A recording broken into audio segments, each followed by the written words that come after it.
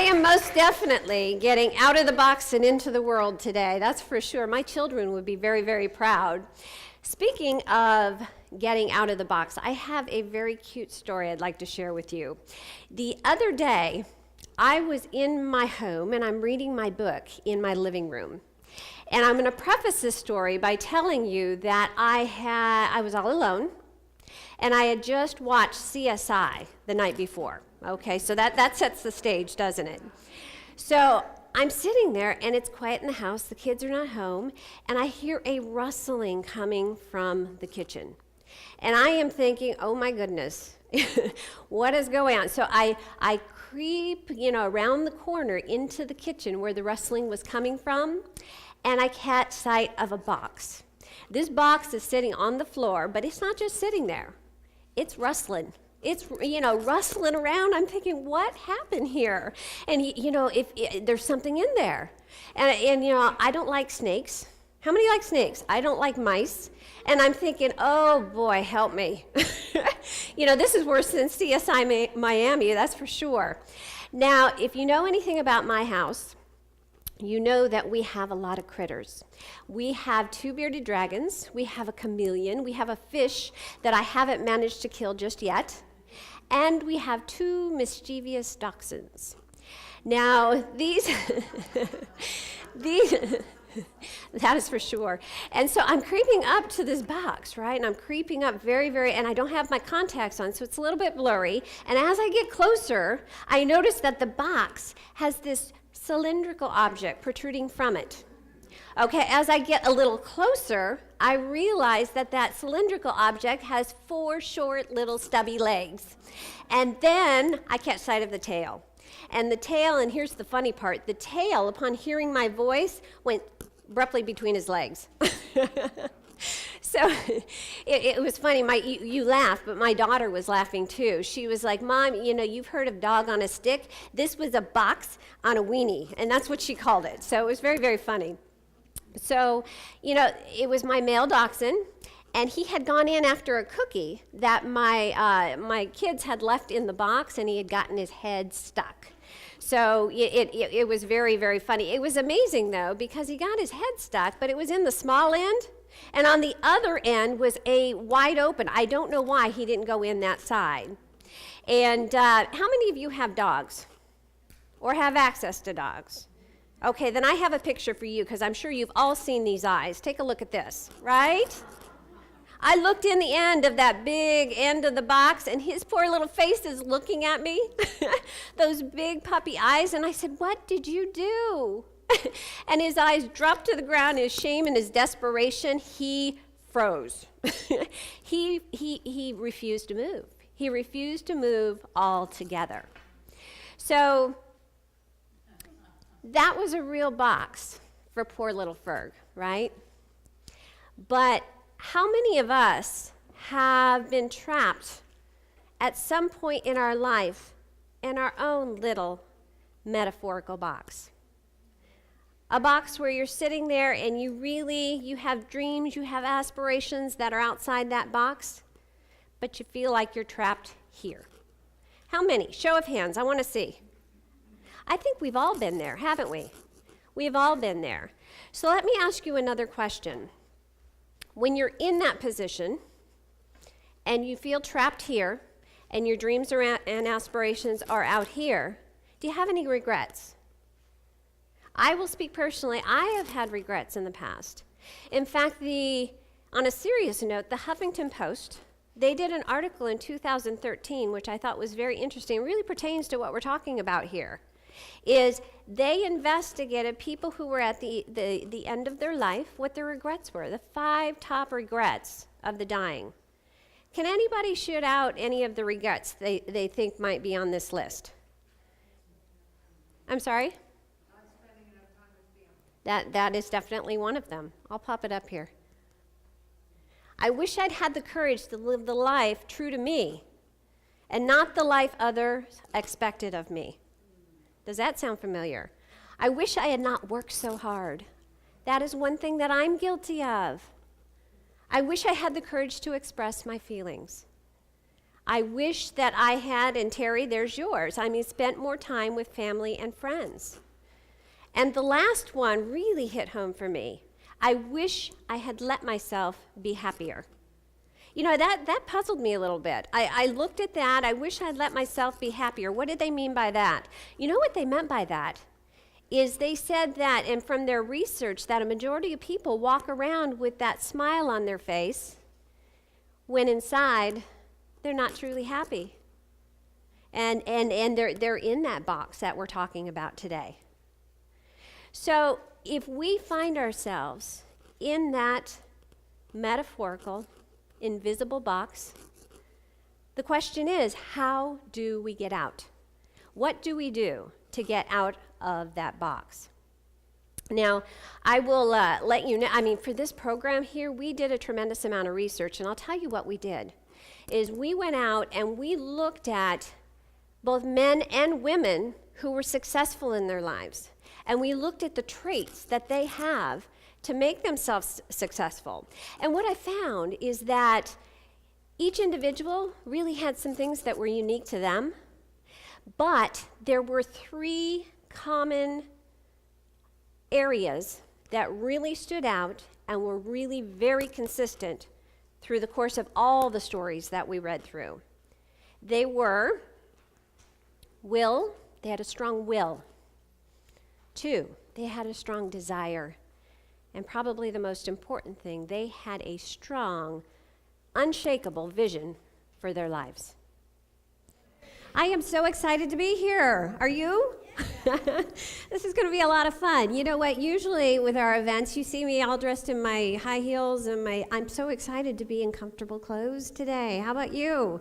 Yeah, this is wonderful. And my daughter wanted me to wear some socks for you. You want to see them? They're my crazy socks. Look at that, right? So I am so excited to be here, and I really thank you for coming and carving out some time in your crazy, busy, hectic schedules. I know that we all have that. You know what? Sometimes my schedule is so crazy that I have a hard time focusing. How many of you out there have that problem? I'll tell you what, I was driving here today, and I'm thinking, you know what, I forgot something. I don't know what. I'm going through my checklist, my kids, my husband, and then, last on the list is Shelley. Okay, and I forgot my doctor's appointment. I forgot to make my doctor's appointment, my eye appointment. And it's a funny story, actually, is I had an eye appointment a year ago, and now it's time for me to have another eye appointment. And I think I forgot it on purpose. You know why? I am not a good patient. I am not a good patient at all. I do not like it when they blow that little puff of air in your eyes, when they measure your pressure, and I especially do not like it when they dilate your eyes. And I'll tell you, I get my eye exam done at Target. So I usually get my eye dilation done, and then I'm able to walk around and shop. Well, last year, just a quick story. Last year, I had my eyes dilated, and my doctor said, okay, well, Shelley, you can go out and you can shop. And I love that, don't you? They make you almost blind, and then you walk around. So I had to go to the restroom, and I thought, okay, I slammed into the restroom, and, you know, I promptly ran into the sink. But the sink, I have to tell you, hit me right at the knee level. Yeah, and I'm thinking, you know what is a sink doing at that level? And then I caught a glimpse of metal up a little higher, and I'm squinting going, why is there a handle up here?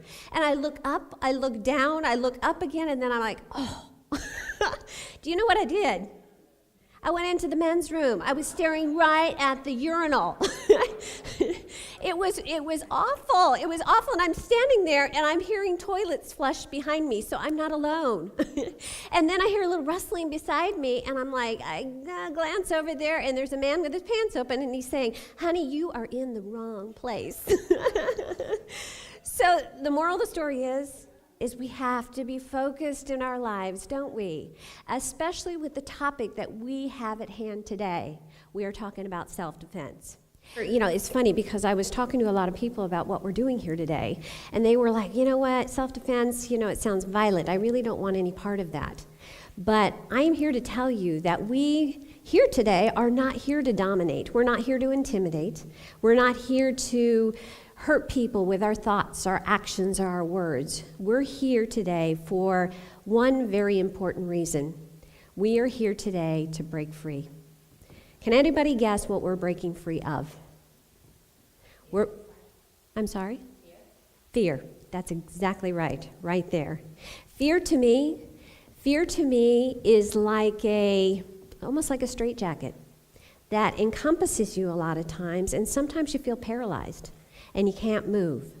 And that fear can come from many different aspects, can't it? Just investigating and researching this topic, there's so many things that causes fear in our life. There's physical harm, there's harsh words, there is even misconceptions of what other people think of us. There's a lot of different things. So what I'd like you to do is just sit back, and I want you to take a deep breath. I want you to think about one instance in your life where you have truly felt fear in your life. Okay, take a second and catch that in your brain. How does it feel? It feels horrible, right? It doesn't feel good, and that's why we're here today, to talk about those things. I will share with you a personal story. For me, my real fear is when I lost my mother. And a lot of times that fear in a lot of people comes from loss like that. I remember as a young girl looking out the window, looking into the fields of where I was living and just thinking about that and feeling despair, feeling that real insecurity. The bottom line is adult bullying happens, and we have to be aware. And the same thing as with the domestic violence, if we suspect it, we need to ask. And if we witness it, we need to speak up. There are many types of adult bullies, and I was surprised. There's the narcissistic bully, which is the bully that plans everything out. They know darn well what they're doing, and they bully people. There's impulsive. There is physical. There's verbal. And then there's something very interesting, and it's considered a type of bully as well. There's a secondary bully. Does anybody know what a secondary bully is? A secondary bully is a bully that witnesses somebody else being bullied and does nothing about it. And why do they do that? They do that really to protect themselves from being bullied themselves. So it's something that we just need to be aware of, and that's why we're here today. Focus on the one true thing that you know, and that is your wow. Maybe you're housed comfortably within your cocoon. The best is yet to come. There is so much outside of those walls. All you have to do is emerge. How many of you, however, are frustrated? Thinking, well, you know what? I've stayed away from society for far too long. The walls of my cocoon or my chrysalis are starting to harden. It's frustrating. It can be frustrating. Mark Twain actually speaks to that very well. He talks about the two most important days of our life. What are the two most important days of our life? The two most important days of our life, number one, is the day we were born, and number two, the day we find out why. Let me ask you, why were you born? Are you exploring your capabilities? Are you living that life in flight? Because I am here to tell you that you are definitely worth it. With consistent, persistent effort, those walls will start coming down. But not all at once. They are strong, those walls are, strengthened by years of programming, influence, blood, sweat, and tears. It will take perseverance to develop a strong sense of awareness.